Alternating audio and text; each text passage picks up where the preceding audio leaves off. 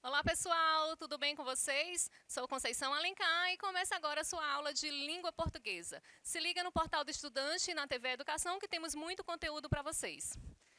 Na aula de hoje veremos sobre o gênero do discurso, a estrutura da reportagem. Veremos também a função da linguagem predominante nesse gênero textual e as qualidades do texto. Então vamos lá. Estrutura da reportagem. Reportagem é um gênero textual jornalístico com características próprias e que tem por objetivo transmitir informações para os receptores. A reportagem é marcada por uma estrutura textual maior e mais detalhada. O tema abordado é apresentado de forma abrangente, citando-se fontes, entrevistas e outras informações obtidas através de pesquisas. Apesar de ser predominantemente informativa, a reportagem também pode ser classificada como um gênero opinativo, refletindo o juízo de valor do repórter. Uma vez concluída, a reportagem pode ser veiculada em diversos meios de comunicação, como televisão, jornais impressos, rádio, internet, etc. Então, turma, a reportagem ela já faz parte do nosso cotidiano, ela faz parte da nossa vida, seja através da internet, através da TV, ou mesmo através do meio físico, os jornais impressos. Observem alguns trechos da reportagem sobre violência doméstica durante a pandemia, escrita pela jornalista Renata Moura e publicada pelo Instituto Santos Dumont. Manchete da reportagem: violência doméstica dispara na quarentena, saiba onde denunciar. Vamos ver também um trecho desta reportagem. A 14 quilômetros de Natal, capital do Rio Grande do Norte, o capítulo da série de terror se passou dentro de casa. A cidade é Macaíba e os personagens dessa história dramática e real são uma criança com menos de 10 anos e o pai. Ela, estuprada. Ele, o principal suspeito. A pandemia de Covid-19, o novo coronavírus, trouxe mais do que restrições e medo da doença. Então, turma, essa é uma reportagem que traz um tema que foi muito discutido em relação durante a pandemia. Então, nós temos notícias relacionadas a isso e temos também reportagens. Em outra aula, vocês terão a oportunidade de ver a diferença entre notícia e reportagem. Vocês verão que a notícia ela é mais longa, mais detalhada, conta com a opinião de especialistas, traz dados estatísticos, infográficos e outras informações. Vamos analisar aqui o infográfico dessa reportagem. O terror na quarentena. Em meio à pandemia de coronavírus, violência doméstica dispara. Veja os dados no Rio Grande do Norte e saiba como e onde denunciar. Mulheres e crianças são as principais vítimas. E aí ele traz os dados do feminicídios ocorridos em 2020 e os feminicídios ocorridos em 2019, fazendo também aí todo o levantamento sobre o avanço da violência. Então, esse gênero textual ele aparece bastante, no caso, os infográficos. Eles vêm aí para compor também a reportagem, para ampliar, para trazer mais embasamento e mais dados a essa reportagem. Por isso, a reportagem acaba sendo um pouco mais longa, um pouco mais detalhada e um pouco mais completa. Em geral, a reportagem possui a seguinte estrutura: título ou manchete, é o nome do texto, deve ser formulada de forma a chamar a atenção e despertar o interesse dos receptores. Consiste geralmente em frases de efeito concisas. Exemplo: mulher tem casa incendiada a mando do ex-marido após denunciar agressões. Subtítulo ou título secundário: complementa o título principal e apresenta mais informações, ainda que breves, sobre o que será encontrado no texto. Esse elemento é facultativo. A manchete de uma reportagem ela é muito importante, porque quando nós fazemos a leitura, nós fazemos uma leitura seletiva. A gente pega ali, seja um site, ou uma revista, ou o próprio jornal, você vai lendo as manchetes e você vai pelo aquele tema que lhe interessa.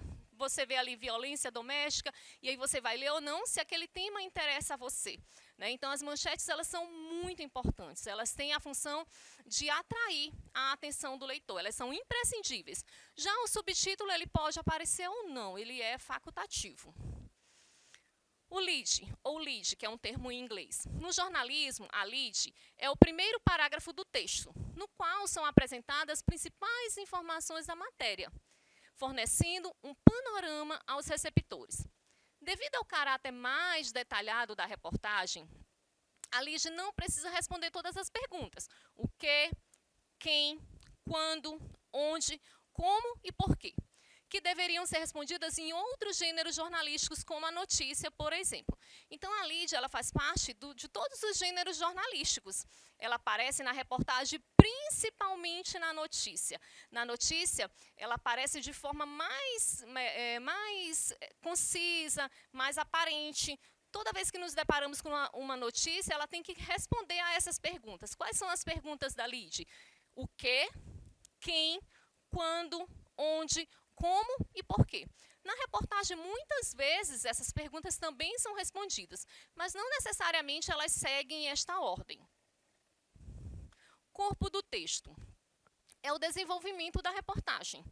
É o elemento do texto que vai reunir todas as informações adquiridas pelo repórter, como pesquisas, entrevistas, material gráfico, etc.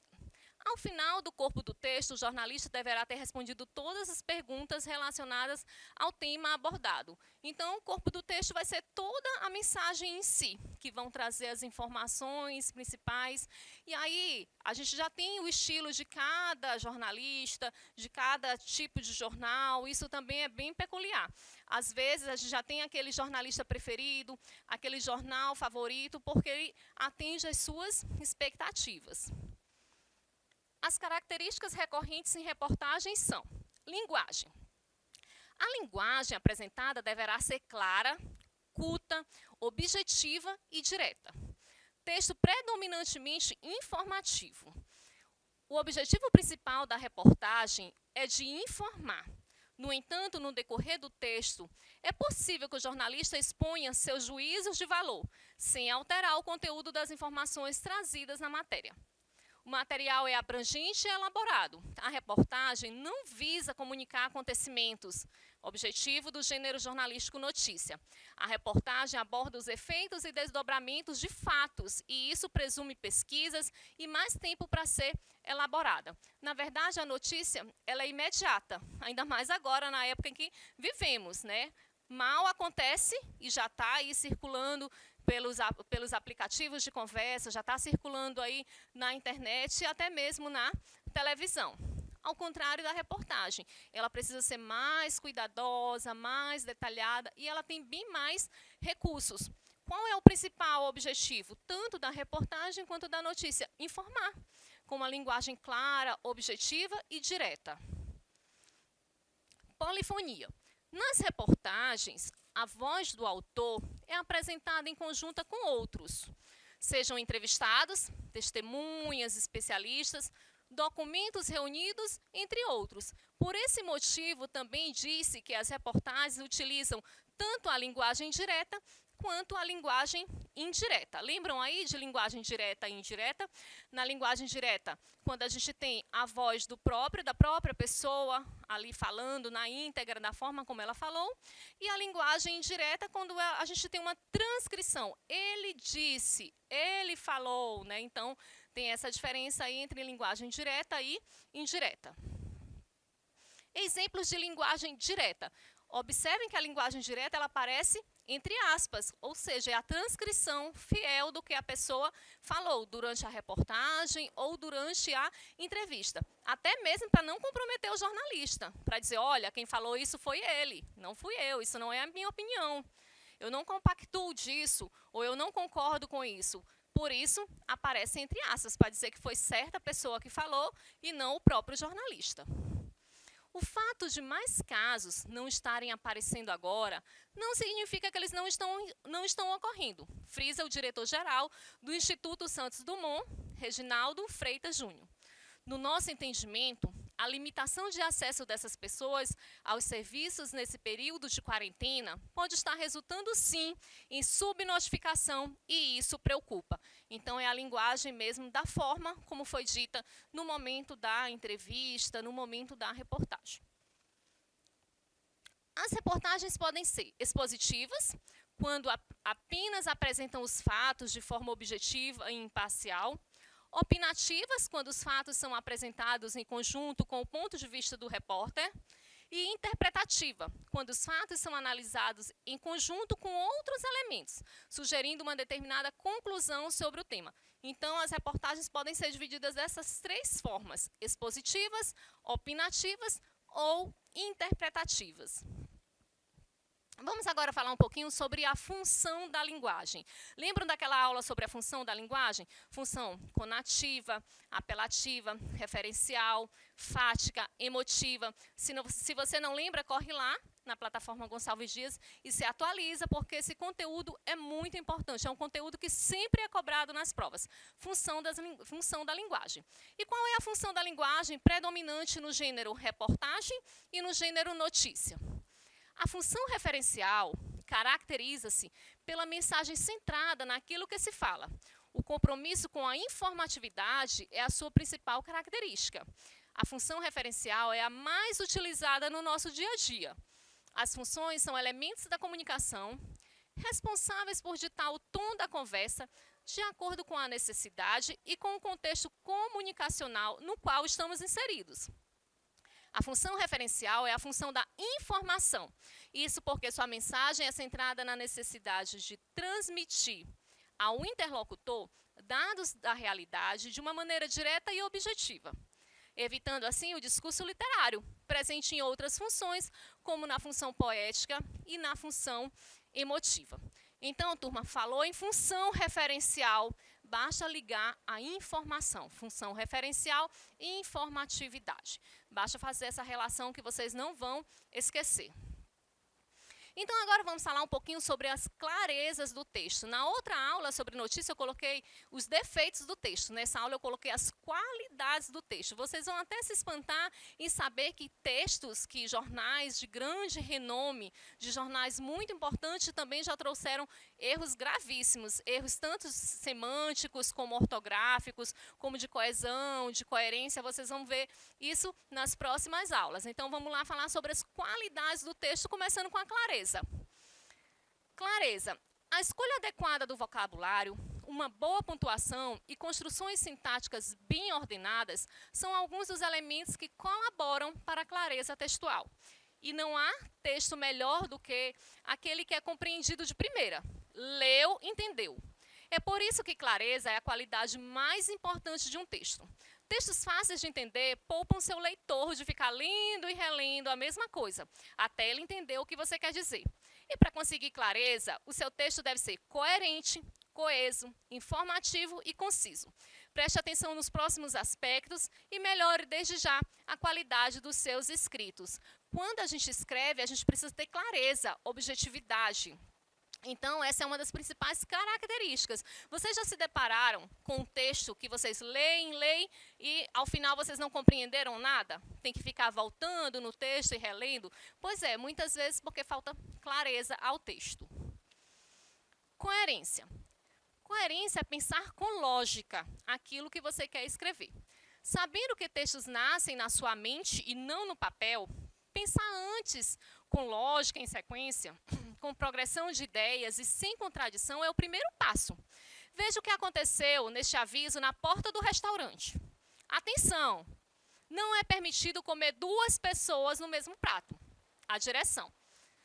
O dono do restaurante pensou uma coisa, mas escreveu outra. O recado dele ficou ambíguo, por falta de coerência, por falta de lógica. Além de fazer rir, o aviso sem clareza deixa o consumidor livre para comer 3 ou mais pessoas no mesmo prato. Qual seria a solução? Ele poderia escrever dessa forma: não é permitido compartilhar o mesmo prato.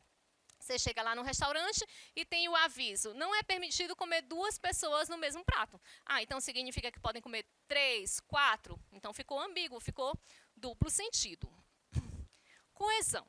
Coesão é escrever com lógica, é articular as diferentes peças do quebra-cabeça da escrita. Palavras, períodos, parágrafos, usando os mecanismos que a língua oferece, conjunções, pronomes, preposições e outros, para que seu texto tenha exatamente o sentido que você pensou e não seja um amontoado de frases sem lógica. Então, a coesão, turma, vão ser todos esses elementos que vão meio que estar ali interligando o nosso texto. O nosso texto ele tem que ser como uma coxa de retalho, toda costuradinha, né, toda interligada. E quais são os elementos que fazem essa interligação? Principalmente as preposições e as conjunções. Veja o que aconteceu no lançamento desse cosmético. A linha Piel foi desenvolvida pensando nas necessidades da pele, no qual são necessários cuidado com relação à textura, que facilita a massagem, fragrância suave, sem corantes, sem deixar a sua pele oleosa. Este amontoado de ideias não consegue descrever o novo produto lançado por uma indústria farmacêutica, por falta de coesão.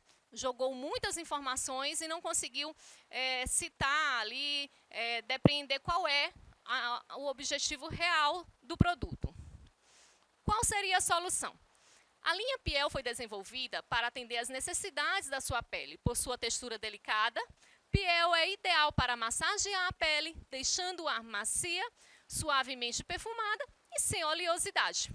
Fique alerta, coesão e coerência são coisas diferentes, de modo que um texto coeso pode ser incoerente. Novamente, para fixar, a coerência trata da articulação mais profunda da mensagem na mente. É preciso pensar com lógica. Já a coesão faz a articulação dos elementos textuais, ou seja, coloca a ideia no papel com lógica. Então, turma, coerência está relacionada a sentido, precisa fazer sentido. E coesão está relacionado aos elementos que vão interligar esse texto. Então, coesão e coerência, dois elementos muito importantes. Informatividade. Informatividade é comunicar novas ideias ao seu leitor. Um texto com pouca informação, repetitiva, sem novidade, desorienta e irrita seu leitor.